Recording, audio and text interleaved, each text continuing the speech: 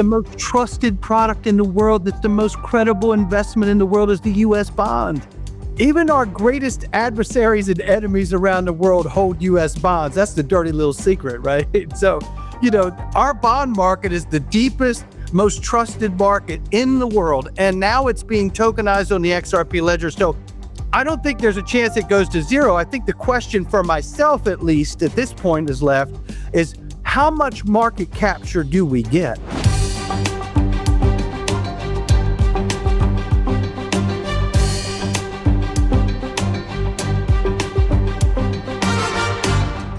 This is Little by Little with Andy Schechtman.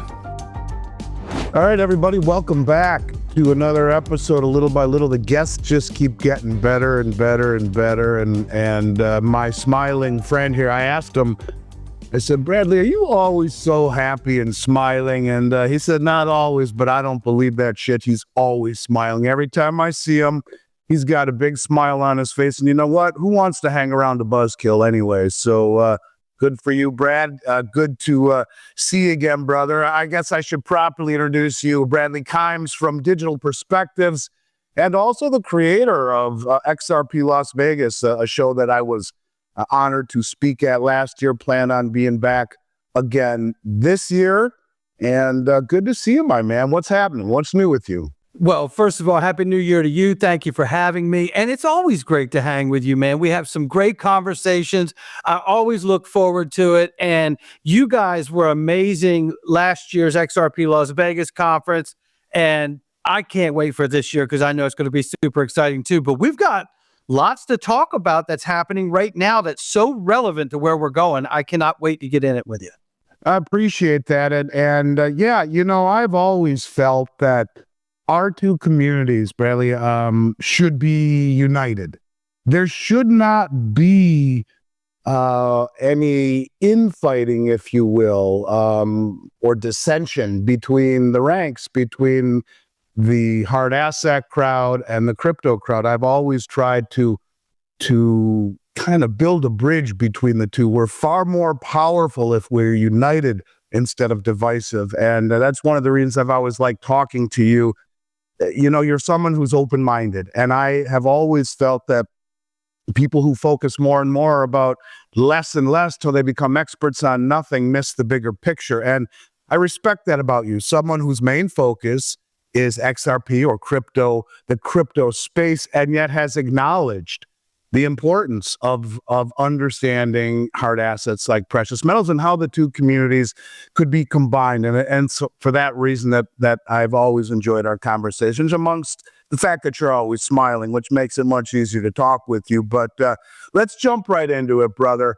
Look, as I was just saying, both assets in a diversified portfolio, in my opinion, XRP and gold and silver. And when I say gold, I mean gold and silver. So oftentimes I just say gold, but anyways, both assets, part of a diversified portfolio, can balance, in my mind, potential high returns from cryptocurrencies with the stability of precious metals. And, while gold kind of provides that time-tested store of value with relatively steady growth, about 9%, 9.9 for the last 25 years, XRP, no question about it, offers a potential for significant gains, accompanied with a little bit of higher risk. So with all of that being said, that's kind of my angle on it. Can you share what initially drew you to the cryptocurrency space? You're a guy who made his mark in music for a long time, and more specifically to XRP, and how has perhaps your perspective on XRP evolved since then? Well, great questions. And, I'll say this, because you started off saying that, we shouldn't be all in one camp, like whether it's just cryptos or whether it's just precious metals. I just don't think you could overstate that point. It's so important. And just quickly before I speak about XRP and what got me into that, throughout human history, every global reserve currency that has served in that role, every nation currency that served as a global reserve currency, when that transformation to a new global reserve currency, a new sovereign currency that becomes that status, it's always been underpinned by gold. And we're about to go through a transformation of the financial system, moving to an on-chain digital economy. And again, that transformation is going to be underpinned by gold. And that's where I think, if someone's just all in one camp, one side or the other, you're missing, you're missing the whole show, right? And I think it's just not a complete picture. So what got me into XRP was I looked and first started investigating what is crypto and what's the Bitcoin. Like, I didn't even know to just call it Bitcoin. I was calling it the Bitcoin. Like, I was so uninformed and just trying to wrap my mind around it. And I realized that all of these things are essentially payment protocols. They're new value payment protocols that you can move value across once it's been digitized and tokenized on this immutable ledgers. And when I found XRP, I saw that Ripple, the company that uses XRP heavily in their suite of products, I realized that they were working with the Federal Reserve Faster Payments Task Force.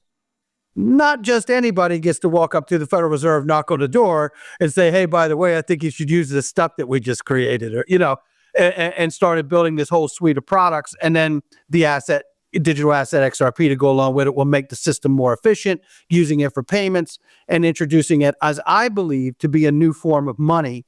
And truthfully, in the crypto land, one of the big oversights that I think people miss, they chase Bitcoin because it's going up in price. They chase this coin because it's going up in price.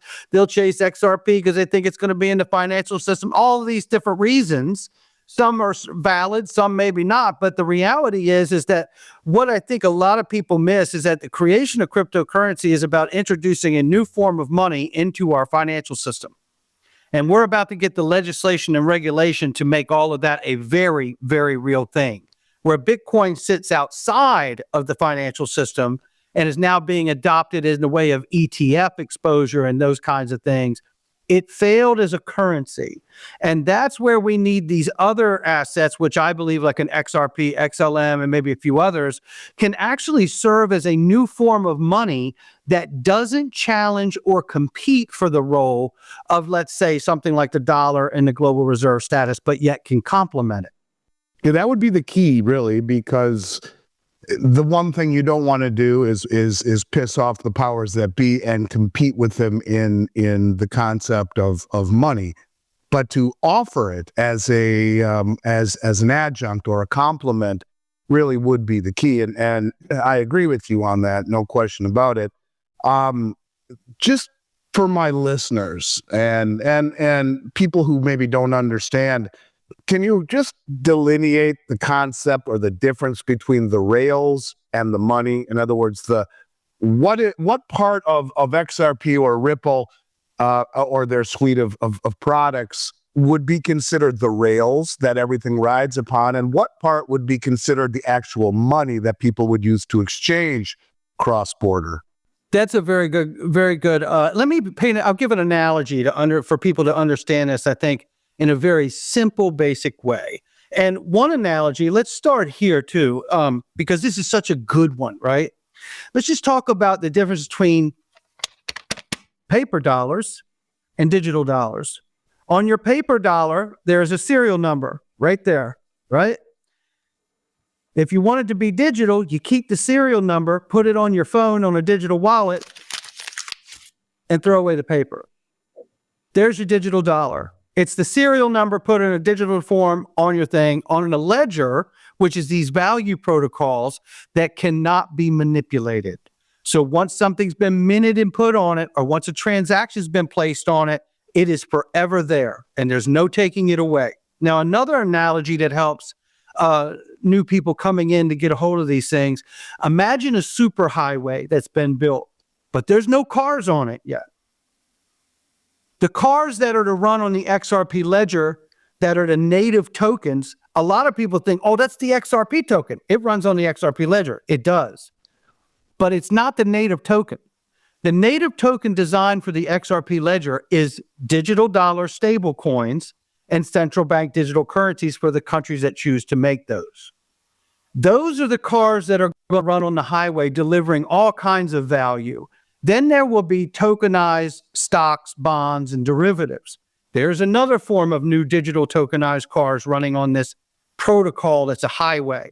Well, currently right now, we don't have the kind of legislation that allows for all of that at scale or for the financial system to participate on these payment rails the same way that they participate on the MasterCard and Visa payment rails, right?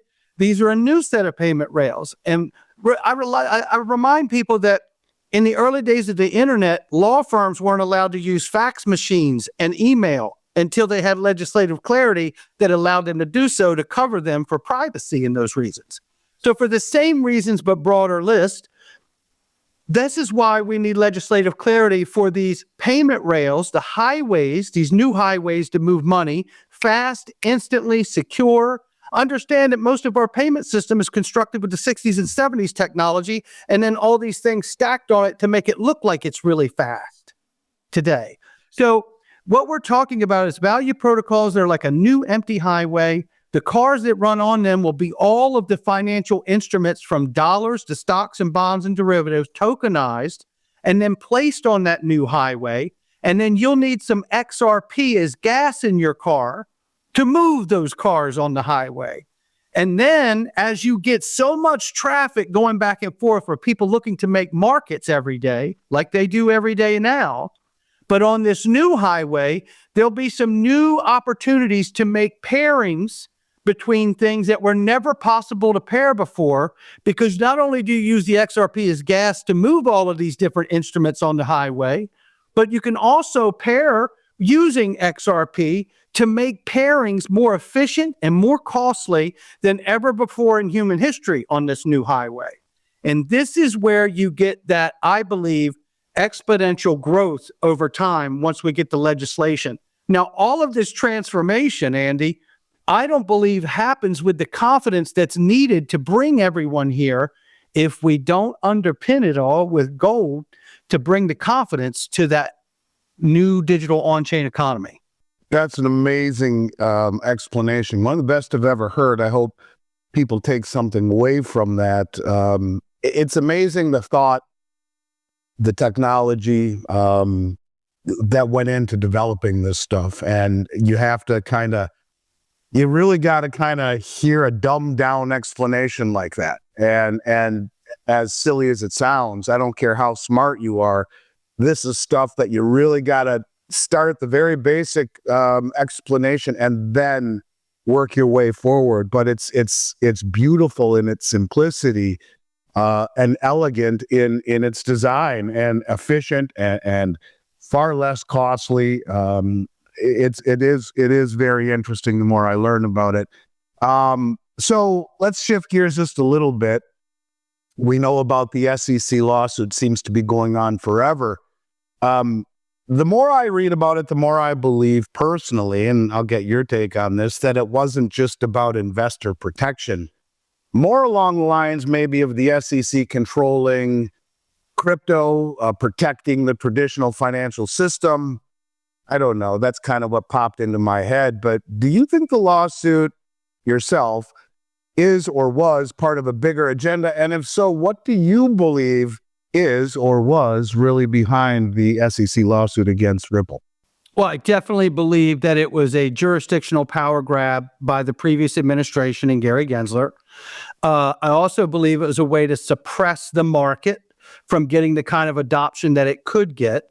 And I have a personal opinion that I believe that the SEC was under regulatory capture by Gary Gensler and others there inside the camp. Not everybody, there's good people everywhere, but by a certain chosen few in there that were making decisions that were picking winners and losers in this space. And honestly, it's so clear that it's not even up for dispute at this point. But, you know, there's another angle to this case too. I remind people that Microsoft was sued by the SEC before it really went mainstream. Amazon was sued by the SEC. Tesla was sued by the SEC. A lot of these major players have been sued on their way through the door, which I look at as like a regulatory capture, pay to play. We're going to put you through this. And not only is it almost like obviously it's a legal case, a very real thing they got to spend money on, but these processes almost become like an audit and vetting process before they allow these massive behemoths to come in and become an integral part of our economy or our financial institutions or what have you. In this case with Ripple, I believe they were being sued over nothing. They had no illegal charges. There's no fraud charges at all. It was, to me, it felt erroneous, but or frivolous. But I understand at the end of the day, one thing that no one can say is that Ripple hasn't been legally vetted. And that's what I believe went on here to the nth degree, that Ripple's been legally vetted, and so has the asset XRP. And I believe now the next step is to put the proper legislation through to bring it in and make it a part of a strategic reserve digital asset stockpile for the U.S., and then start to incorporate it inside the financial institution for payments. And if it goes well, then they can give it a SIFMU designation, a systemically important financial market utility designation, which would bring it into a level of just as important as the clearinghouses of the world. You talk about barriers to entry, the amount of money. The government doesn't care how much money they would go through with legal fees to bring something revolutionary to the marketplace. You look at, in the medical field, FDA, and you look at something like this being sued by the SEC instead of going through a process that vets you. Not only is it costly, it also has the negative connotation in the media of being sued. It's really kind of gross the more you think about it. There must have been or must be better ways to bring something like this to the marketplace that are fair to both sides, fair to the consumer, fair to the company, without having to spend millions and millions of dollars with high priced, very sophisticated attorneys fighting against the government with an unlimited pocketbook.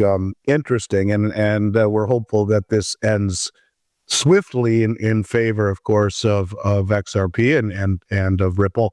I guess we'll see, but it looks like that is certainly moving in that direction.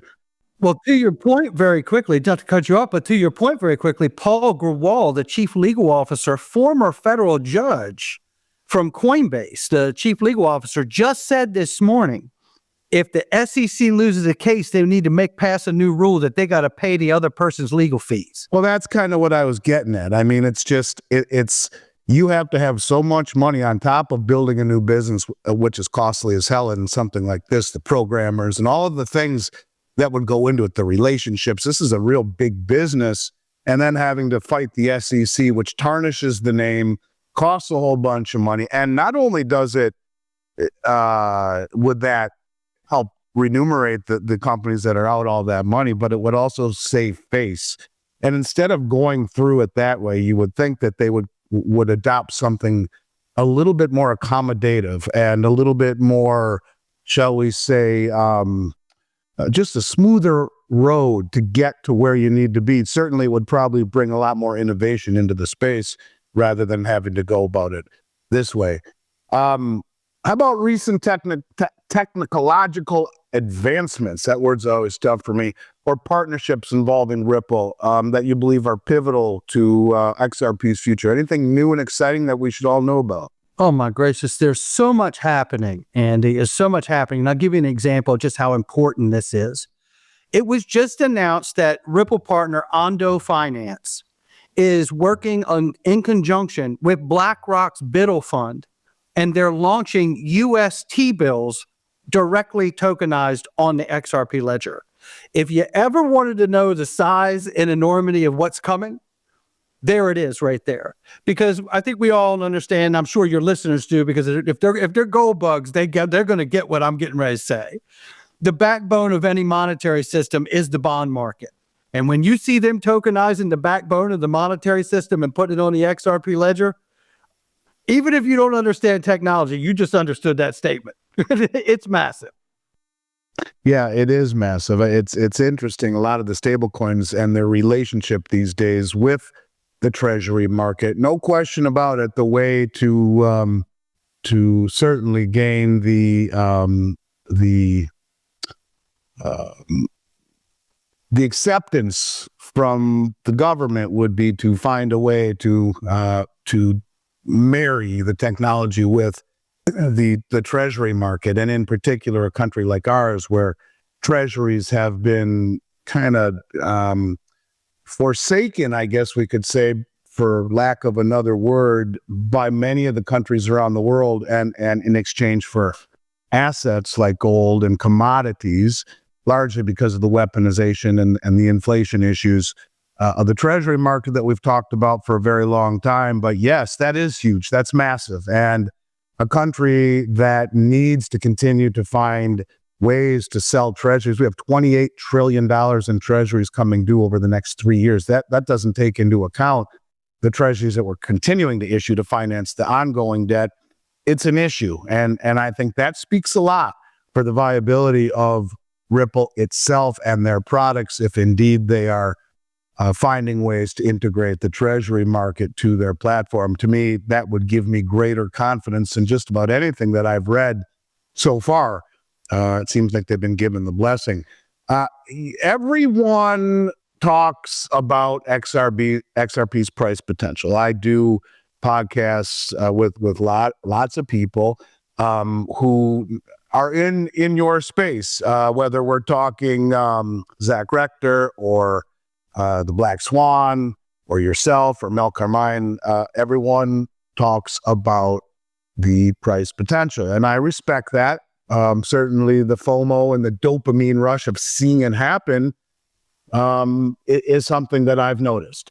But what would be the biggest risk to XRP's future? Let's just turn it a little bit, because most of the podcasts that I'm on, when I'm on your side there, people are talking about the potential for gold and what could gold do. I rarely get what's the biggest risk. In this case, when people buy cryptos largely because of their incredible potential, along with utility, but potential is usually front and center, what do you think is the biggest risk to XRP's future that nobody is talking about? You know, it's a great question. And I would have said before the announcement of treasury bills going on the ledger, the greatest risk would be that they don't do that. But they just did.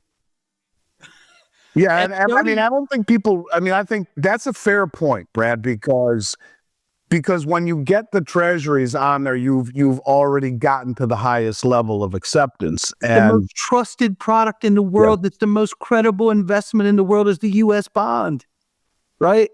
And the fact that they're saying that they're tokenizing in conjunction with BlackRock, 11 trillion under assets, who the government turns to buy everything up after the Fed wrecks a cycle. They're putting tokenized T-bills on the XRP ledger. It's like, you said blessing a minute ago. And it is. It's a blessing. It's a coronation, if you will, an anointing. That's how I see it. And before that was announced, I think a lot of the concern that people had was like, man, they're never going to use it. It's all pie in the sky. They might be piloting it. They might be doing this. They might be trying that. But the risk is that it could go to zero. I don't think it's going to zero now. I think when you see that kind of movement and embrace, and I want the listeners to think about what we're saying now. Even our greatest adversaries and enemies around the world hold U.S. bonds. That's the dirty little secret, right? So, you know, our bond market is the deepest, most trusted market in the world. And now it's being tokenized on the XRP ledger. So I don't think there's a chance it goes to zero. I think the question for myself, at least at this point, is left is how much market capture do we get? Because it's already not at zero, and we're already seeing the most blessed thing happen to give everyone in the world the confidence that you could use the ledger because the United States government's allowing their treasury bonds to be put on it, right? Totally. Just two more questions for you, Brad. I appreciate your time. I know you're a busy guy. You're preparing for XRP Las Vegas, which I'm going to ask you about at the end. But a question that I didn't have planned to ask you, but after what you just said, and maybe I don't understand it the right way. And fairness and disclosure, I am someone who understands XRP a little bit, and largely because of my time with you and Zach and the Black Swan brothers and et cetera. All of you have done a great job at helping me get up to speed.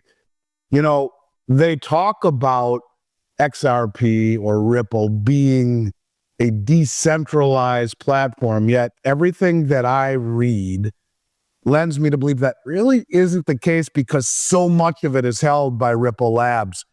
Is that the reason? And first of all, am I right on that, or am I off base? And if I am, could that be part of the reason why the government is more apt to work with this fantastic technology? Because to send this stuff out in a truly decentralized manner creates issues for a central bank. But to send it out to on this, which is mildly decentralized, but in reality, they can reach out and grab the Ripple Labs, who holds the majority of all of the XRP tokens. Am I saying this correctly?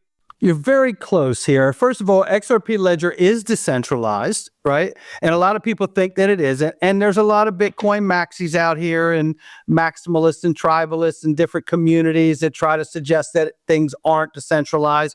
It is. The XRP Ledger is decentralized, and people like David Schwartz and other developers could break down those facts of how that is. I've come to listen to it. They can explain it better than I can, but I understand it is decentralized and has been for quite some time. But, you know, what's interesting is when you're talking about the escrow that's in an auto lock escrow account, and Ripple can't access it. It has a release every month of 1 billion XRP. They use a certain amount for operating expenses, and then they put the rest on the back end of the escrow schedule release. And it's very, very monitored. It's very, look, I liken it to, you know, like what I call it is monetary policy.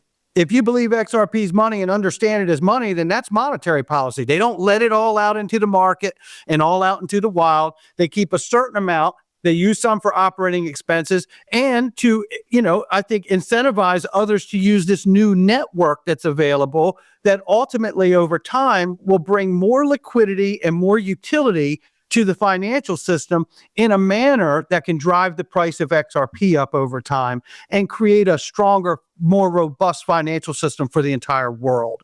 In fact, I think the XRP Ledger will play a massive role along with Ripple, the company, in the U.S. market infrastructure for the new digital on-chain economy. And I think that's the big thing that's coming next, is to find that out. But when you think about where Ripple is as a company, where XRP is as a ledger, and where the remainder of that XRP escrow is, I think it is likely that the United States government may want that escrow. And I think it's likely at some point, if XRP is to serve in the manner that I think it is, at some point, the United States may say, you know what? Eminent domain even, right? There's many different ways that they could come in and say, you know, we actually consider that now that it's a systemically important financial market utility, this ledger that's out here that the world is going to begin using, we're allowing U.S. Treasury bills to exist on it, and all these other payment networks can tie into it, and financial institutions. How important would that network be at that point? It'd be a national priority, a national security issue if it failed. So that's where I could see a moment over time where the United States would come in and say, actually, we're going to need that escrow, even if we buy it from you. No, that makes sense. And, you know, the whole concept of blockchain is transparency. Is that escrow account listed on the blockchain for everyone to see? Absolutely. And every single thing that Ripple does is completely transparent. It's unlike everything anyone's ever witnessed in this digital asset space. Ripple by far has been the poster child for transparency, reporting, clarity, and working within the financial system and regulators to make sure that this technology absolutely complements the financial system, not threatens it. Yeah, and yet they're sued by the SEC. That there's a problem there. Yeah. Last question before I ask you about Las Vegas. Speaking of our two camps, you know, we talk about the ability to transfer assets cross-border swiftly in just a few seconds, very efficiently and low cost. The delivery mechanism as it relates to precious metals is something that I suppose they would have to work out, as well as KYC and AML and all of these things involved in actually delivering to the end user somewhere else and how they would take delivery. But do you think that there is a hybrid system that could emerge where gold and silver and digital assets like XRP coexist in this new financial framework? Can our two camps find a common ground in the ability to get gold from one person to another across the globe just as swiftly as it is to move XRP across the globe from one person to another. Absolutely. In fact, it's already happening. The name of the couple of companies that are doing it on the ledger already have tokenized gold on the XRP ledger right now. They're doing it already. So yes, the answer is 100% yes. And I would also say that, XRP moves and settles in around 3 seconds. So when you're talking about having these tokenized things like tokenized gold representing your ounce of gold that you just bought, and I could send it to you, Andy, and in three seconds, you own it. And there's no intermediary. There is no, it's not like a lot of people think, well, I could do that on Venmo right now. It's like, no, you can't. Because when I send you money on a PayPal app or a Venmo app, you see it right away. But truthfully, on the back end of that platform, it still takes 24, 48 hours for your money to settle, longer on a weekend. So it's a bit of like a shell game, right? They're covered. There's a back end third party taking the risk that money's going to clear in 48 hours, 24 hours. So, and what we're talking about is immediate transfer of value. It went from my account to your account in 4 seconds, and that real gold belongs to you, no one else. And it's already happened. The only question I have is, you're best friends with Pablo Escobar, and you transfer him that token and he cashes it out. How does the person or the entity delivering the gold know that that person maybe shouldn't be receiving it because he's, a bad guy? Well, you're going to want to know who you're accepting anything from, just like if you were accepting something to your bank account, right? I'm not going to accept a deposit. I don't know where it comes from. I'm going to just accept a check from somebody today and they just tell me, no, you're cool. You could just take it. I'm wondering, what in the world is this for? Where's it coming from? And you should have the same kind of perspective when you're on these value protocols as well, or working in the digital asset space. So in other words, the company that perhaps is tokenizing gold has a protocol of getting to know the client and anti-money laundering legislation and all that. That's built in before they even would be able to ever deliver the metal. Is that pretty much an accurate way of saying it? That's a great way to say it, Andy. It's like, think of it like whether you're on PayPal, if you have a PayPal account or a Venmo account, you've essentially KYC'd yourself, which is know your customer, Bank Secrecy Act regulation level kind of clarity for the financial institutions. You're going to do the same thing, right? Even when Twitter is now X and it's soon to be this everything app, the super app like WeChat in Asia, you're going to be a social media app like it is today, but you'll also be able to send money just like on Venmo and PayPal directly on that platform. And I believe there'll be ledgers like XRP Ledger and others tied into the back end of that to make it happen. And when I think of those things, I think, okay, well, even on X right now, I got to be KYC on there to be able to get paid in revenue on there, right? So I think everyone's going to sign up, create an account, you're going to KYC yourself, and then you'll be able to do business with anyone else on that network. And then we're talking about just like registering a car on the highway, right? And then having a car on the highway registered, you're not getting pulled over unless you're speeding or, doing something suspicious activity.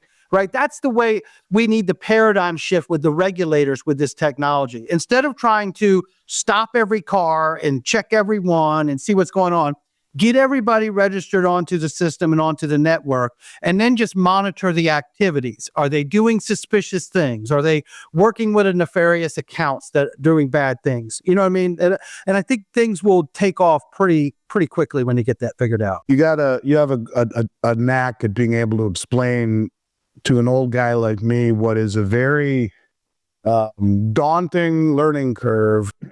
It's easy for me to hold a bar of silver in my hand and know what I have. It's another thing altogether to try to understand this new emerging reality. And I appreciate you spending a little bit of time and speaking to me and my listeners as if I am a young child. My wife would tell you I am. But I do appreciate. Mine was saying about me too. Yeah, exactly. So, all right, now let's get to the fun stuff, to my favorite trip outside of leaving home for a few days. Tell me a little bit about XRP Las Vegas. Tell me how people can follow what you're doing on your great channel. on digital perspectives, and just a little bit more about how people, if they're interested in checking out XRP Las Vegas with us at the MGM here in a few months, how can they find out more about that?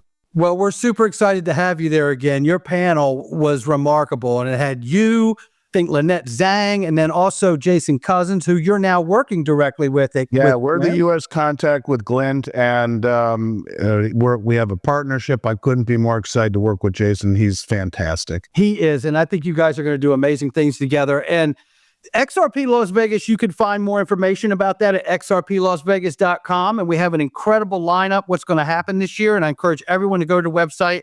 And if you want to learn more about that conference, understand this. You're not spending money to buy a ticket. You do have to spend money to buy a ticket. But what you're really doing is making an investment in yourself. I guarantee you, this will be the most knowledgeable conference anyone comes to on cryptocurrency. No question about it. Because I don't design it to be any other way. Now, they're a lot of fun. They're super high energy, and we keep it so it doesn't get stale and boring. But you will learn more about what's going on over the course of those 2 days, May 30th, May 31st, at MGM Grand in Las Vegas. And I'm telling you, it will be an investment into your own knowledge gathering, and you won't believe what you'll come away with. Right on. I'm looking forward to that. We'll put a link to that at the end of the show. And how about your digital perspectives, your own podcast or a website? Is there other ways or social media that people can follow what you're doing? Yes, it's at Dig Perspectives on X, and you can also follow me at Digital Perspectives on YouTube. And those are the two places that I'm posting and going every day and putting content. We do content 7 days a week, and we've been doing 2 to 3 videos for the last 7 years. So there's lots of stuff there to get caught up on. Right on. You're one of the nicest guys I've met in this industry in 35 years, Brad, and it's an honor to call you my friend, and a great honor to be invited to speak at the show. And like I said, our camps are much stronger when we're all united. So I appreciate that very, very much. I look forward to picking up with you where we left off very soon. In the meantime, I wish you and your family and everyone out there a very happy, healthy, and prosperous 2025. And let's make it a good show in Vegas. Look forward to chatting with you there. Always a pleasure, Andy. You're a dear friend, and I can't wait to see you out in Las Vegas. It's gonna go quick, and we're gonna be out there. But I appreciate all the kind words. It is so wonderful to get together with you every time. We always seem to have a synergy. We fall right into a flow. I just absolutely enjoy it. So thank you for having me. It means a lot to be on your show. Likewise, brother. You stay well, buddy. We'll talk to you soon. You too. Thank you. Little by Little with Andy Schechtman.